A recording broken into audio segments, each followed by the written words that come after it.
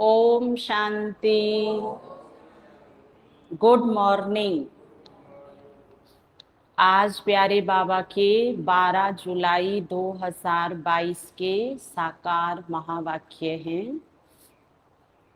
वाणी का सार है, मीठे बच्चे, किसी देहधारी से देहिक लव न रख, एक बाप से लव रखो।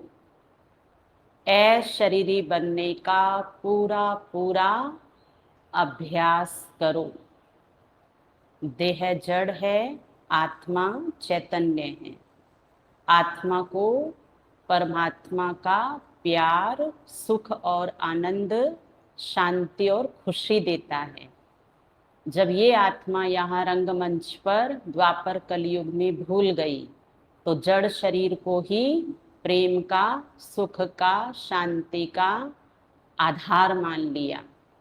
और अब प्यार के सागर बाबा आकर के आत्मा को समझा रहे हैं कि हे आत्मा, अब आपको मुझे याद करना है, क्योंकि आप आत्मा की जरूरत, सच्चा प्रेम, प्रभु प्रेम, वो मेरे पास है और मैं आकर के आप आत्माओं को प्रेम से भरपूर करता हूँ। इसलिए फिर भक्ति में गीत गाया, तू प्यार का सागर है, हम तेरी एक बूंद के प्यासे हैं। ना, एक बूंद ही ऐसी है प्रभु प्रेम की कि जहां आत्मा जन्मों जन्मों तक आनंद से भरपूर हो जाती है। तो ये अभ्यास जितना बढ़ाएंगे, मैं आत्मा हूँ, परम पवित्र आत्मा हूँ, परम पवित्र बाबा का बच्चा हूँ, परम पवित्र बाबा की बच्ची हूँ, ऐसा अभ्यास चिंतन बार बार करते करते आत्मा अति इंद्रिय आनंद और प्रेम बाबा से लेती जाएगी और देह के इंद्रियों की गुलामी से धीरे धीरे आत्मा मुक्त होती जाती है। इसलिए बाबा कहते, आप मेरे से प्रेम बच्चे करते रहो, अपना प्रेम मेरे से बढ़ाते जाओ। प्रश्न है पहला, रहमदिल बच्चों का कर्तव्य क्या है? कल था उदार चित और आज है रहमदिल बच्चे का कर्तव्य क्या है। सुनी होगी ना मुरली, तो बताओ उत्तर क्या होगा। नहीं सुनी? अच्छा, तो सुनी है तो पक्की कर लेनी है, नहीं सुनी है तो सुन के आज याद रखना होगा। जब कोई फालतू बात करे जो जीवन में महत्वपूर्ण नहीं है, उसकी फालतू बात न सुन उनके कल्याण अर्थ बड़ों को सुनाना। घर में भी बड़े होते हैं और ब्राह्मण परिवार में भी निमित्त बड़े हैं, तो ऐसी वैसी बात जो ठीक नहीं है, आपको भी ठीक नहीं रहने दे रही है, तो दूसरे को न सुना के जहाँ सुनाना है वहाँ आराम से सुना के हल्के हो जाना है। यह रहमदिल बच्चों का कर्तव्य है। जिनमें कोई पुरानी आदतें हैं, उन्हें मिटाने में सहयोगी बनना ही रहमदिल बनना है। जिनमें कोई पुरानी आदतें हैं, जिनकी वजह से हमें सुना भी दी, उसने उस पुरानी आदत के द्वारा वो काम भी कर लिया, अब करने वाला भी परेशान और सुनने वाला तो उससे ज्यादा परेशान। अब फैलाने से तो अच्छा है जहां हल मिले वहां बता देना है। सहयोगी बनकर खुद भी व्यर्थ बात से मुक्त होना है और अगली आत्मा को भी उस अवगुण से निकालने में सहयोगी बनना है। तो समझ में आ गया ना रहमदिल का अर्थ क्या है।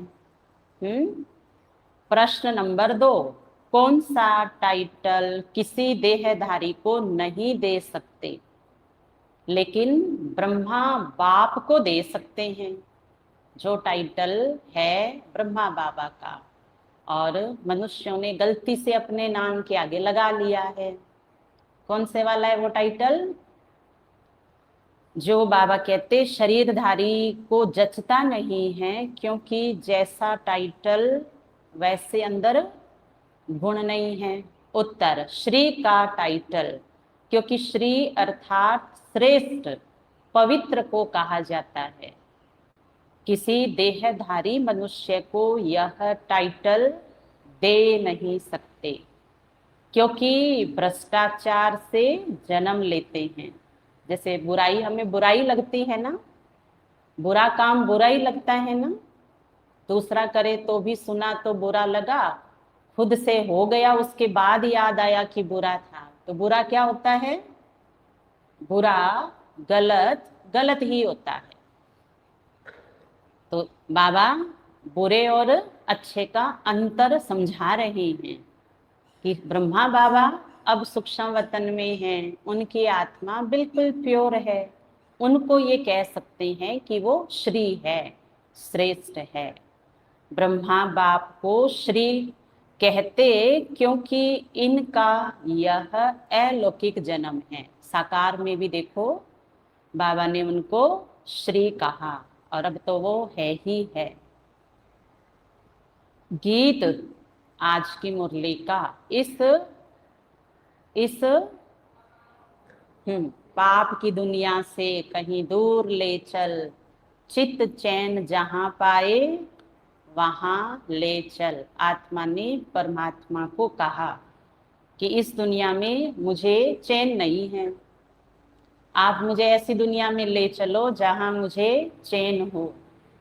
तो बाबा का काम है ना हमारे जीवन को सुख से, शांति से, प्रेम से भरपूर करना। चैन की दुनिया बाबा बनाते हैं। तो हमने पुकारा और बाबा आ गए हैं। बाबा सर्वशक्तिवान है। कहते हैं ना, तुम मात पिता हम बालक तेरे, तुम्हारी कृपा से सुख घनेरे। अब जिसको सुख है वो ये कहेगा मेरे चित्त को तो सुख अच्छा नहीं लग रहा है। वो क्या कहेगा?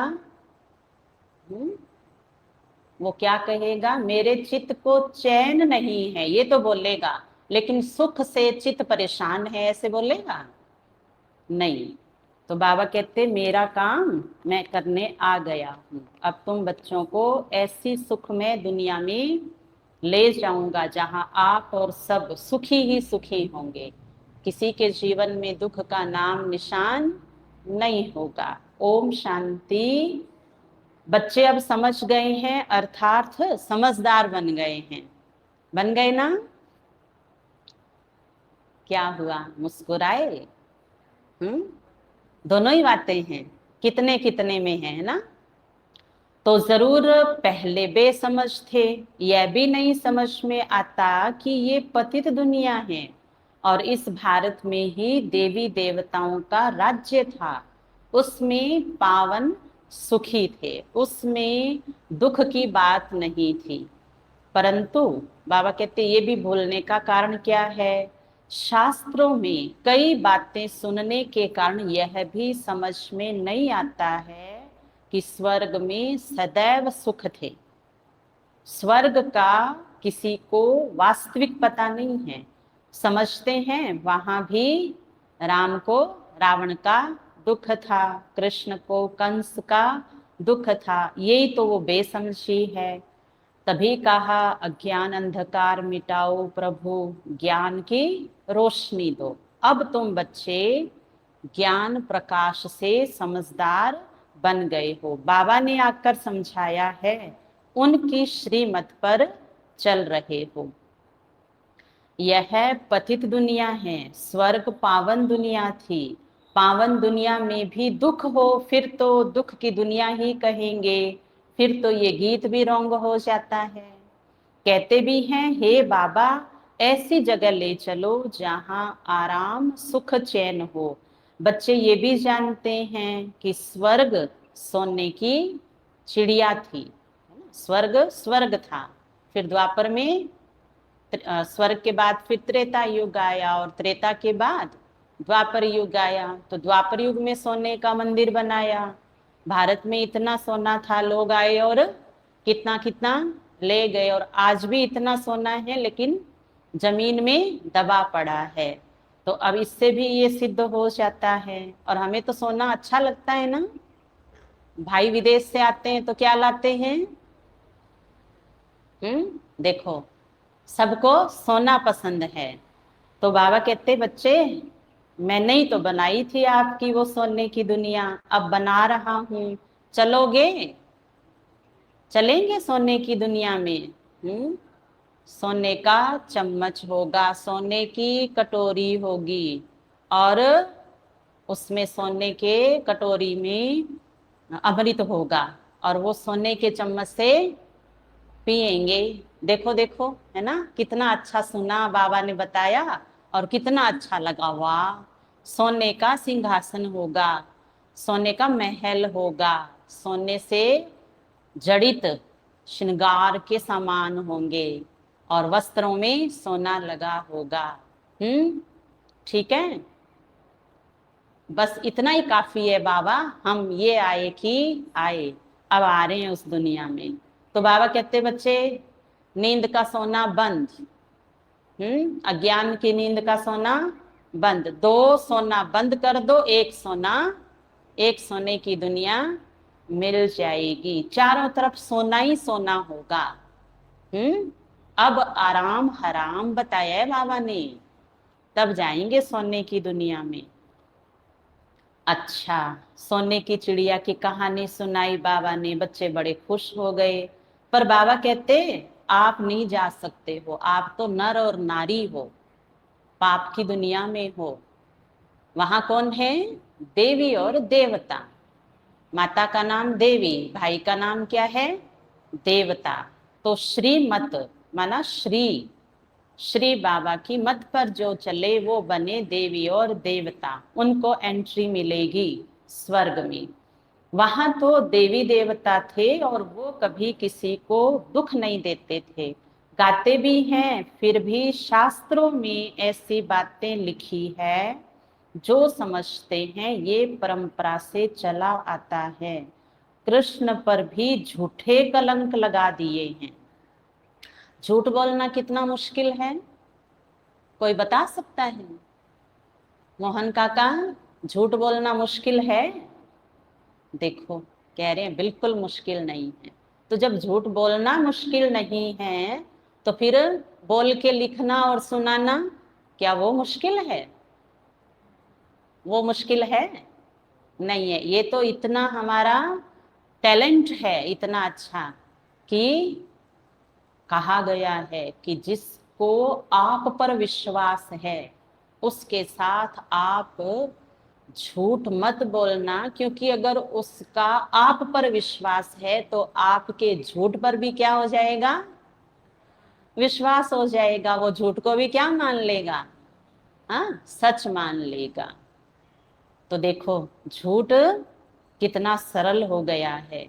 बाबा कहते हैं, झूठी काया, झूठी माया और झूठा, हाँ, सब संसार। बाबा तो भेद बता सकते हैं ना झूठ और सच का, क्योंकि बाबा के अंदर झूठ का नाम निशान भी नहीं है। सूर्य में दाग देखा है?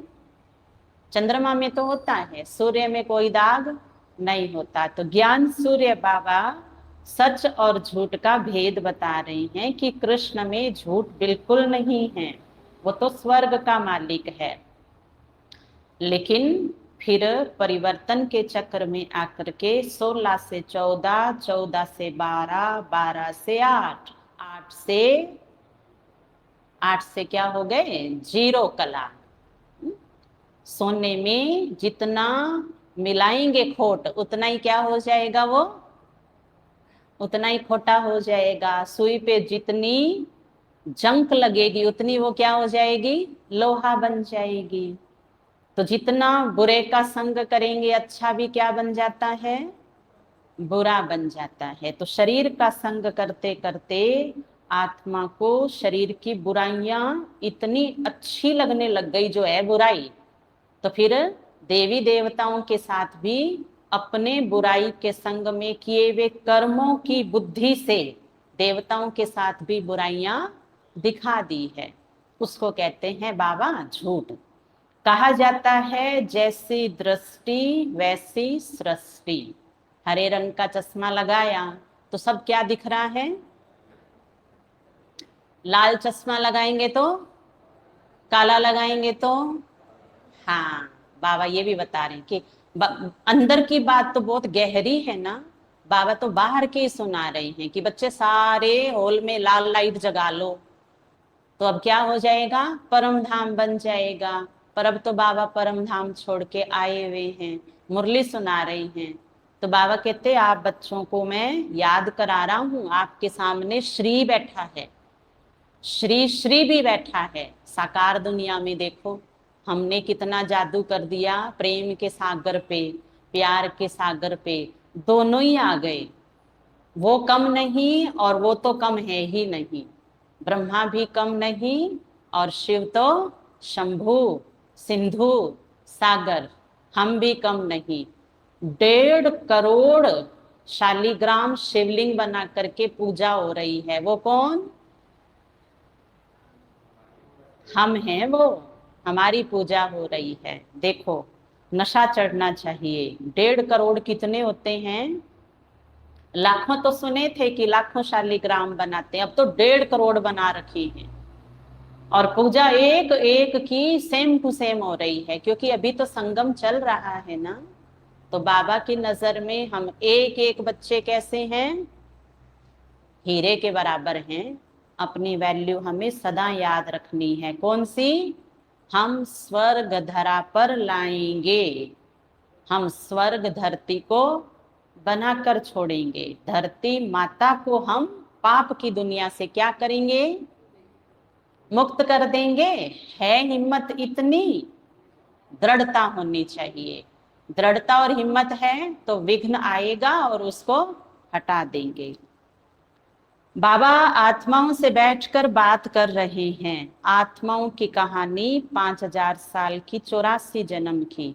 देवात्मा, पुण्य आत्मा, धर्म आत्मा, महान आत्मा और पाप आत्मा, ये 5 टाइटल लेती है आत्मा रंगमंच पे। उनकी कहानी सत्य सुना रहे हैं। सभी आत्माएं अब इस समय पतित है।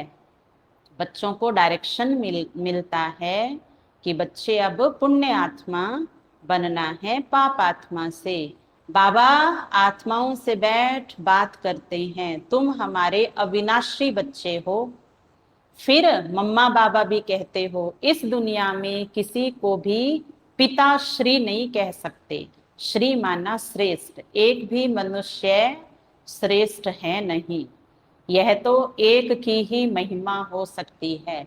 जहां तो महान आत्मा ने भी क्या बोला? बुरा देखने में चला, बुरा मिला ना कोई, फिर मैंने अंदर झांक के देखा, मुझसे बुरा ना। तो श्री कोई है ही नहीं ना। जो ढूंढने गया था वो भी क्या कह रहा है? सारे एक जैसे हो गए हैं। तो बाबा कहते ये है अति धर्म गलानी। तब मैं आता हूं। भल तुम इनको इस समय कहते हो क्योंकि सन्यास किया हुआ है। कोई कोई आत्माएं जो श्रेष्ठ बनने के लिए श्री नाम लेके चलते हैं। तुम जानते हो कि अभी हम फरिश्ता बनने वाले हैं। भ्रष्ट को श्री कह नहीं सकते। श्री लक्ष्मी, श्री नारायण, श्री राधे, श्री कृष्ण, श्री राम, श्री सीता, कितने अच्छे अच्छे नाम है ना। मंदिरों में भी उन्हों की महिमा गाते हैं, अपने को श्रेष्ठ कह नहीं सकते हैं। अब मनुष्य श्रेष्ठ है नहीं, ये बात तो तुम बच्चों ने समझी है कि भारत श्रेष्ठ था, शुद्ध सृष्टि थी। अभी पतित सृष्टि है। पतित को ही भ्रष्टाचारी कहेंगे। वे लोग भ्रष्टाचारियों को श्रेष्ठ बनाने के लिए सभाएं करते हैं। पतित दुनिया ही भ्रष्टाचारी है, तो कोई किसी को श्रेष्ठाचारी बना कैसे सकते हैं? बरोबर ये रावण राज्य है, जिस कारण रावण को वर्ष वर्ष जलाते हैं, जलता ही नहीं है ना, क्योंकि योग कितना है योग कितना है? कल फेल हो गए थे ना कोई कोई कारण में, क्योंकि योग अग्नि तेज नहीं थी। जितनी योग अग्नि ब्राह्मणों की कम है, उतना ही रावण को जलाने की परंपरा, हाँ, चलती रहेगी। और वो भी बड़ा बड़ा बनाते हैं। छोटा छोटा रावण नहीं, बड़े बड़े। हर साल उसकी उम्र बढ़ जाती है तो उस पुतले का आकार भी, हाँ, बढ़ जाता है।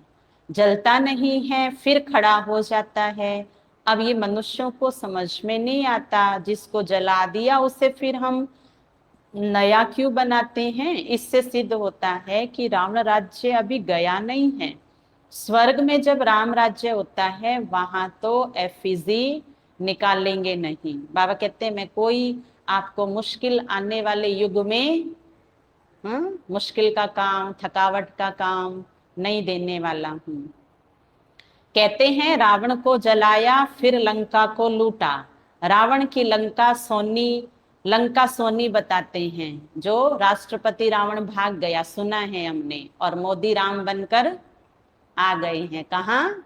वो आपने सुन लिया, देखो है ना, सब टाइटल यही तो है। परंतु ऐसा नहीं है जैसा कहानी में लिखा है। ये तो सारी दुनिया लंका है। रावण राज्य में तो सब है। वह श्रीलंका तो आइलैंड है ना। वैसे अपन तो कॉमन भी बोल देते हैं ना। हमारे घर में ये कौन है? कुंभकर्ण। वो उसका भाई है, उसका भाई है ना। सब यही है। रामायण का यहाँ अर्थ निकाला है रामायण, है ना। हर घर में क्या चल रही है?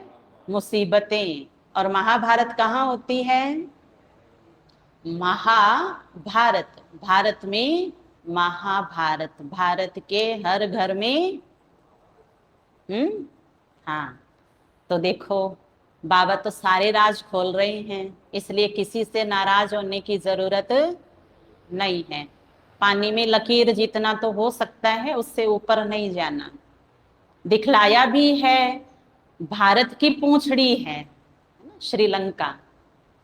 परंतु सिर्फ उसमें रावण राज्य तो नहीं है ना। रावण राज्य तो सारे विश्व पर है। यह भी तुम समझते हो। कॉलेज में कोई बेसमझ जाकर बैठे तो क्या समझ सकेंगे? कुछ भी नहीं, वेस्ट ऑफ टाइम करेंगे। यह ईश्वरीय कॉलेज है, इसमें नया आदमी कुछ समझ नहीं सकेंगे तो 7 दिन 7 डेज कोर्स करा के उनको अलग से मुरली क्लास में आने के बारे में पक्का किया जाता है। 7 दिन क्वारंटाइन में बिठाना पड़े, क्वारंटीन करना पड़े। हम शब्द भी नया आ गया, भट्टी शब्द हटा दिया। कोरोना वालों को क्या किया था? विदेश से आए थे, 14 दिन अलग से बैठे थे। जब तक लायक बने सबके बीच में आने के लिए, फिर भी अच्छा आदमी रिलीजियस माइंडेड हो तो उनसे पूछना है, परम पिता परमात्मा तुम्हारा क्या लगता है? वह तो है आत्माओं का पिता और प्रजापिता भी तो बाप है। यह पॉइंट्स बड़ी अच्छी है, परंतु बच्चे अर्जुन इतना हर्षित नहीं होते हैं। अपना मुस्कुराता चेहरा दिखाओ बाबा को, सब मुस्कुराओ। अरुण भाई क्या कह रहे हैं बाबा? बच्चे मुस्कुराओ।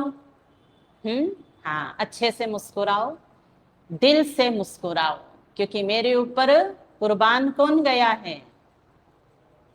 खुशियों का सागर मेरा है। मुस्कुराओ मुस्कुराओ सब। हाँ, बाबा को हमारा मुस्कुराता मुखड़ा प्यारा लगता है। अच्छा, बाबा ने क्या बिगाड़ दिया हमारा जो चेहरे लटक गए? हाँ, बाबा तो भोलानाथ है, क्या कहता है? हम क्या कहते हैं भोलेनाथ के लिए? भोलेनाथ से निराला कोई और नहीं, और मुझ बिगड़े को बनाने वाला, सुधारने वाला कोई और नहीं। तो इसलिए जब इस भोलानाथ के सामने आए, इसको याद करें तो पहले अपनी प्यारी सी मुस्कान से उसको अपने ऊपर फिदा करना है। मुस्कुराहट क्या कर लेती है? बाबा को आत्मा पर फिदा कर देती है। अच्छा, बाबा कहते हैं तुमको नई नई पॉइंट सुनाता हूं। जिससे तुमको नशा चढ़ जाए, किसी को समझाने की युक्ति आ जाए। फॉर्म भराने की कॉपी में पहले ये प्रश्न लिखाना है, कहेंगे परम पिता, तो पिता हुआ ना, फिर उस समय सर्वव्यापी का ज्ञान उड़ जाएगा। तुम जब नए को प्रश्न पूछेंगे तो वह समझदार है तो कहेंगे हाँ, इस हिसाब से तो परमात्मा हमारा पिता है और हम सब उसके बच्चे हैं। इतना मान जाए, आपने जाके किसी को सुनाया तो बाबा कहते झट लिखवा लेना उससे कि अब पक्का रहना, भगवान को कण कण में मत कहना पिता है आपका, सब जगह नहीं होगा। प्रजापिता के भी तो फिर बच्चे हैं। शिव हो गया दादा और वह है बाप। शिव बाबा तो स्वर्ग की स्थापना करने वाला है, तो जरूर उनसे ही वर्षा मिलेगा। सहजते सहज बातें निकालनी पड़ती है, बहुत सहज है। मित्र संबंधियों के पास भी जब जाओ ड्रामा अनुसार उनको भी ये समझाओ, ये तो नशा है ना हमें, कि हम बाबा द्वारा दादे से वर्षा पाते हैं, बाप दादा से वर्षा पाते हैं, माता से वर्षा नहीं मिलेगा। बाप को ही स्वर्ग की स्थापना करनी है ना, वही मालिक है। जैसे उनको दादे से वर्षे का हक है, वैसे पोत्रे पोत्रियों को भी हक है। बाबा कहते हैं मुझे याद करो। मैं तो कहता नहीं हूं कि इस देहधारी को याद करो, एक भी मुरली में कभी ऐसा आया ही नहीं है। और इंसान को अगर कह भी देवे बाबा, तो इंसान कहेगा बाबा ये ज्ञान तो झूठा है। ज्ञान सत्य क्या है? आत्मा, आत्मा भाई भाई है, परमात्मा के बच्चे हैं। बाबा सन्मुख बात कर रहे हैं, कल्प पहले भी ऐसे ही समझाया था। वर्षा भी तुमको बाप दादा द्वारा मिलता है, ऐसे नहीं कि मम्मा से मिलता है। तुमको देह अभिमान बहुत आ जाता है, देहधारियों से लव हो जाता है। हे आत्माएं, तुम नंगी आई थी, फिर पार्ट बजाते बजाते अब 84 जन्म होंगे। अब अगर देहधारी को याद करेंगे तो विकर्म बने हुए खत्म नहीं होंगे, और विकर्म हो जाएंगे। तुम अंजाम करते हो, आत्मा गर्भ में जब रहती है तो अंजाम करती है। बाबा हम आपको कहते हैं उस जगह ले चलो जहां सुख चैन हो, आने के बाद भी धरती पर बोलती है हे प्रभु इस दुनिया में चैन नहीं मिल रहा, सुख कहाँ है? तुम कहते हो हम पहले जाएंगे शांति धाम, जहाँ शांति ही शांति होगी। फिर जाएंगे वहां से सुख धाम में, जहाँ शांति सुख दोनों है। जब दुख है तो अशांति है, सुख में तो शांति है ही, परंतु वह शांति नहीं, शांति धाम है आत्माओं का स्वीट होम। बाप सारे आदि मध्य अंत को जानने वाला है। अब तुम बच्चों का धंधा ही है पढ़ना और पढ़ाना, करना और कराना, सीखना और सिखाना। एक ही काम करेंगे उसमें तो दूसरा अपने आप होता है। सीखते जाओ, करते जाओ, कराना और सिखाना अपने आप हो जाएगा। बाबा ने कहा है हम बच्चों को कि आप जैसा कर्म जहां करोगे वहां वाले, और वहां वाले जब वहां जाएंगे तो वो भी क्या करेंगे?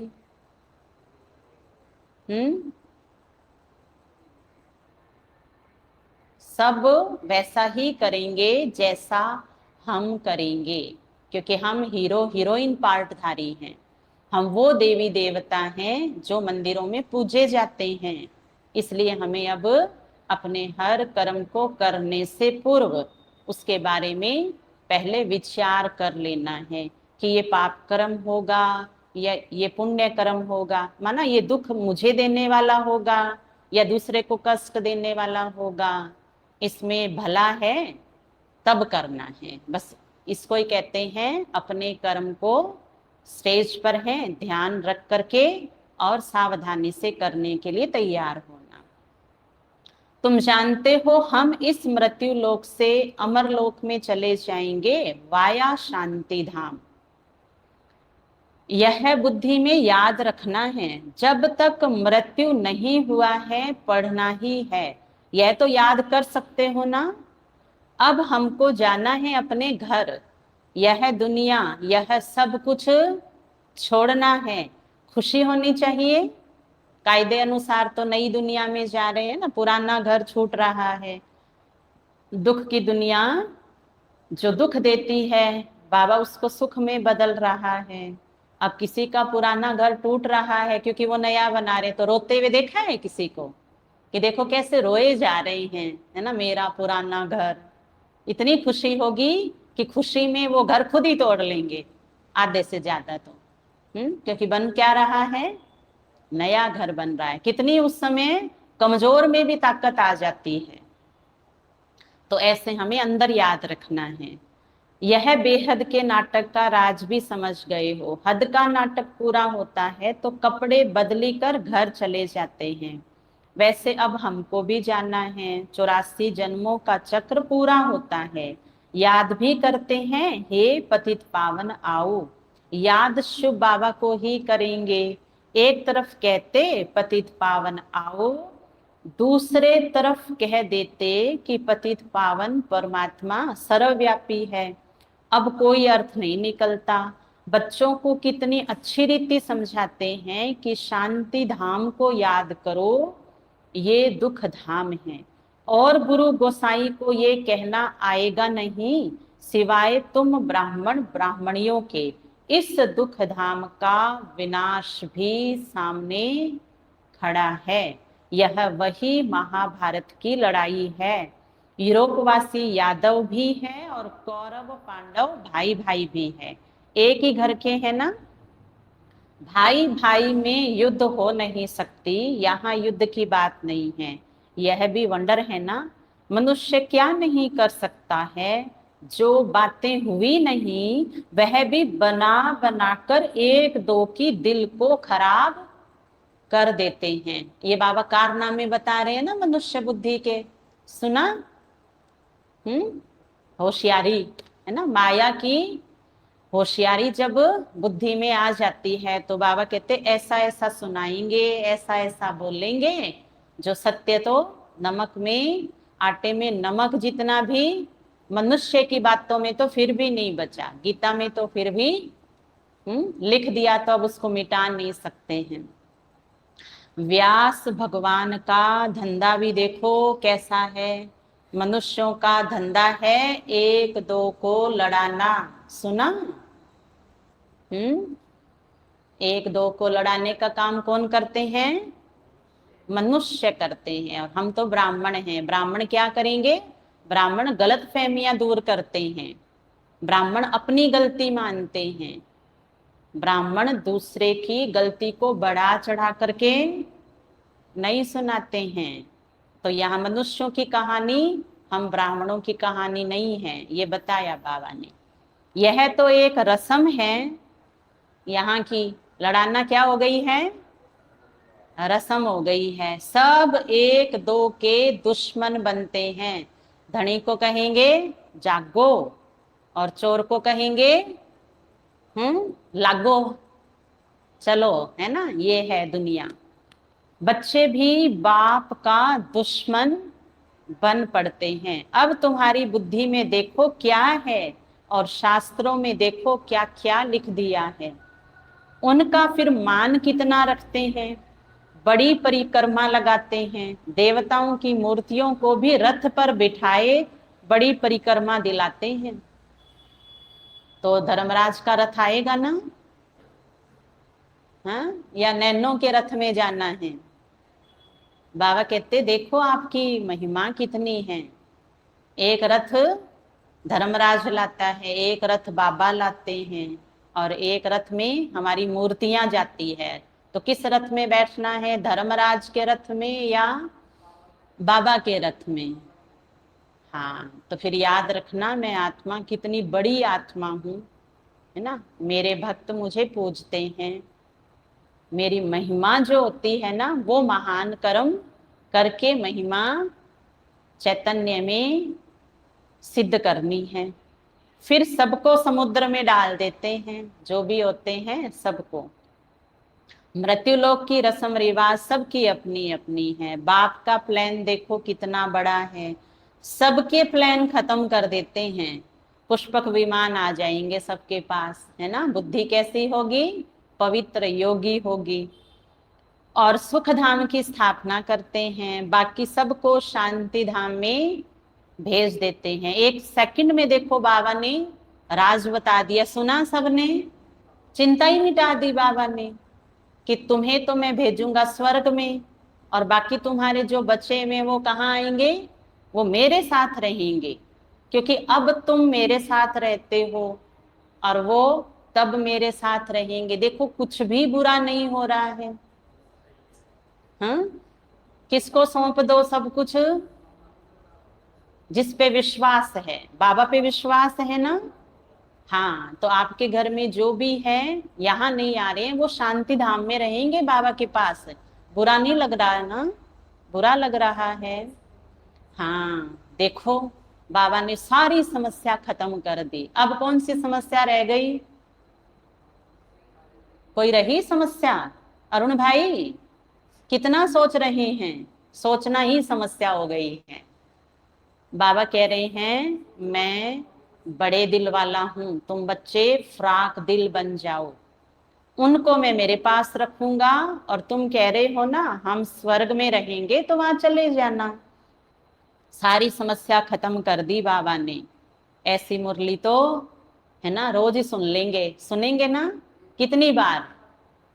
जब लगे समस्या आई तो मुरली चालू करके बैठ जाओ, फिर बाबा बताएगा अरे बच्चे तुमने मेरा काम खुद का बना लिया, इसलिए हो गए परेशान। तुम बच्चे देखो किसके सामने बैठे हो। निश्चय है परम पिता परमात्मा ज्ञान का सागर है। इन आर्गन्स द्वारा हमको नॉलेज दे रहे हैं। अच्छा, पूछ रहे हैं बाबा और कोई ऐसा सत्संग होगा क्या? होगा तो फिर इस सत्संग में आना पड़ेगा, और नहीं होगा ना कहीं भी। ना होने वाला है और ना ही होगा, क्योंकि यहाँ सत्य का संग मुझे लग गया है, रंग चढ़ाना है। अभी बाप सामने बैठ समझाते हैं। जानते हो बाप हम आत्माओं से बात करते हैं। हम कानों से हॉर्न सुन रहे हैं, कानों से, है ना। शंख की आवाज, शंख हॉर्न है बाबा का। डमरू बज रहा है, अब डमरू बजे अगम निगम के भेद खुले।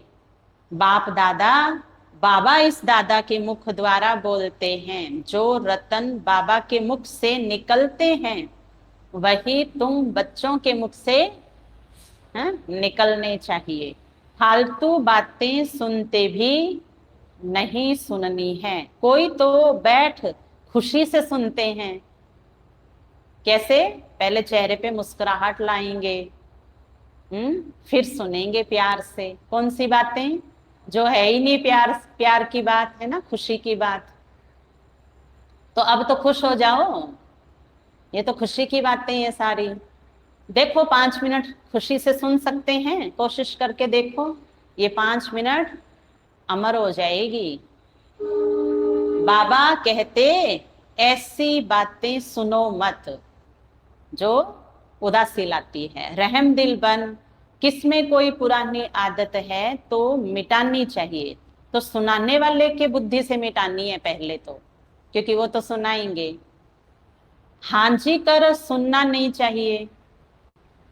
आज जो दुकान बंद नहीं होती है, आज वो दुकान बंद रखनी है। वो कौन सी है? दुकान, दो कान की दुकान, ये वाली। बाबा कहते हैं इसको रोज ही बंद कर दो, क्योंकि यहां से कमाई नहीं होती है। कमाई के बदले क्या हो जाता है? हाँ, घाटा ही घाटा हो जाता है। और देखो जो ग्राहक खराब है ना, तब तो जल्दी से शटर लगा देना, ज्ञान योग का ताला लगा देना, है ना। ताले से माना जाएगा। अगर ऐसे शटर डाला ना तो वो खोल के अंदर आ जाएगा। क्या करेंगे? ज्ञान योग का ताला लगा देना, ऐसा अपने चारों तरफ ज्ञान योग का कवच बना देना। जो व्यर्थ सुनाने वाला क्या कहे, आज आप ज्ञान की बात सुनाओ, मैं किसी की कोई बात नहीं सुनाऊंगा, तब तो ठीक है, नहीं तो दुकान बंद करके इधर उधर हो जाना।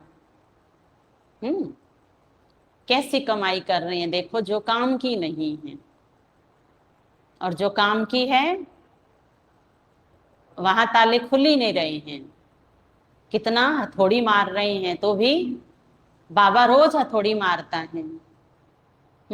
फिर बाहर ऑटोमेटिक भी होता है ताला, बाहर जाते क्या हो जाता है, फिर बंद हो जाता है। तो आज ये वाली दुकान बंद कर देनी है। जो बाबा सुखधाम का मालिक बनाते हैं, ऐसे बाबा की गलानी तो हम सुनेंगे नहीं, क्योंकि सेंटर की गलानी, आपकी गलानी, किसी ब्राह्मण की गलानी, मधुबन की गलानी, ये सब क्या है? व्यर्थ बातें हैं। हमको तो शिव बाबा से वर्षा लेना चाहिए, और बातों से हमारा क्या ताल्लुक है? कोई सुने या ना सुने, हम तो ज्ञान का सुरमा पहन लेवे। क्या पहन लेवे? ज्ञान का सुरमा बुद्धि की आंख पर लगा के रखें।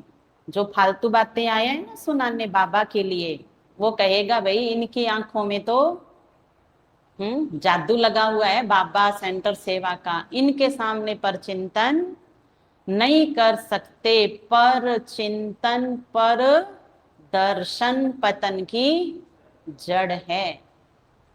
कोई ज्ञान अंजन लगाते, कोई धूल अंजन लगा लेते हैं। हाँ हाँ, हाँ हाँ क्या है? हाँ हाँ, धूल का अंजन है। हाँ हाँ, आप सही कह रहे हो। मैं वैसे आपको बताने वाला ही था, बताने वाली थी। क्या है, मुझे टाइम नहीं मिला था, पर अब काम छोड़ता हूँ, पहले क्या करता हूँ? हाँ हाँ, हाँ हाँ। बाबा कहते बच्चे बोलो ना ना, रोज तो कहता है हाँ हाँ, अब क्या कह रहा है? धूल आंखों में नहीं लगवाना। उससे तीसरा नेत्र धूल अंजन से खुलता नहीं है। बाबा कितना सहज करके समझाते हैं, जैसे कैसे भी रोगी अंधा कुब्जा है वह भी समझ जाए। अलफ और बे दो अक्षर हैं। सिर्फ पूछो परम पिता और प्रजापिता ब्रह्मा से आपका क्या संबंध है, यह प्रश्न सबसे अच्छा है, तो सर्वव्यापी का ज्ञान एकदम बाहर निकल जाए। मित्र संबंधियों से दोस्ती करके उन्हें समझाओ। बहुत मीठा बनो, तुम्हारा काम है सबको बाप का परिचय देना। भल दुश्मन हो परंतु उनसे भी मित्रता रखनी है। बाबा कहते हैं तुमने आसुरी मत पर चल मुझे गाली दी है, कंप्लेन। हमें बनना है कंप्लीट, और बाबा ने क्या कर दी? बाबा ने कंप्लेन कर दी है। अब शिव बाबा ब्रह्मा बाबा को भी बोलेंगे देखो तुम्हारे बच्चे कैसे हैं। जैसे घर में भी तो कंप्लेन करते हैं ना माता पिता एक दूसरे को। अच्छा लगा सुन के? आज कंप्लेन आई है हमारी सबकी। श्री को बोल रहे हैं, श्री श्री देखो। हाँ, ओळमा आ गया है। अब क्या करेंगे? सुधार करेंगे। हाँ, तो कल ब्रह्मा माँ खुश हो जाए कि शिव पिता ने कंप्लेन करी थी हमारी, और आज देखो बच्चा आज्ञाकारी वफादार। तौबा तौबा, अब नहीं करेंगे ऐसा काम। कौन से वाला? तुमने ईश्वर पर अपकार किया है, फिर भी ईश्वर तुम पर कितना उपकार करते हैं। ईश्वर का अपकार होना भी ड्रामा में नूंद है। तब तो कहते हैं यदा यदा ही धर्मस्य ग्लानिर्भवति भारतम, आया भी भारत में है।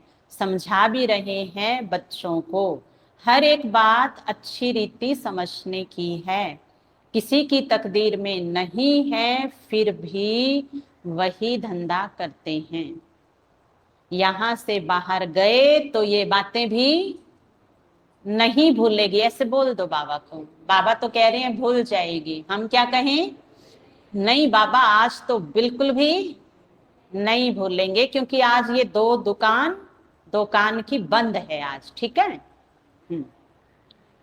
निंदा करते करते तो ये हाल हो गया है, जो हाल खाली पड़ा है ना, बेहाल है दुनिया सारी। अब निंदा करना बंद करो, सिर्फ पंडित भी नहीं बनना है।